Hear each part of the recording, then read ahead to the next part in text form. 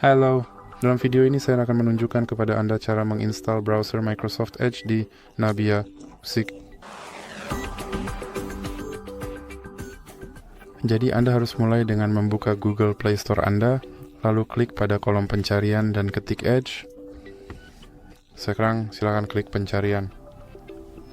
Dan kemudian pilih browser ini dengan hati-hati dan klik install.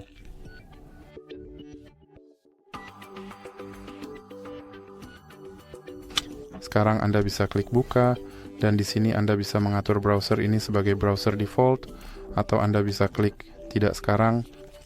Sekarang Anda harus mengonfirmasi data dan pengaturan sebelumnya. Anda lihat browser Microsoft Edge telah terinstall dan siap digunakan. Jadi itu saja untuk video ini. Jika Anda menyukainya, jangan lupa untuk memberi like dan berlangganan.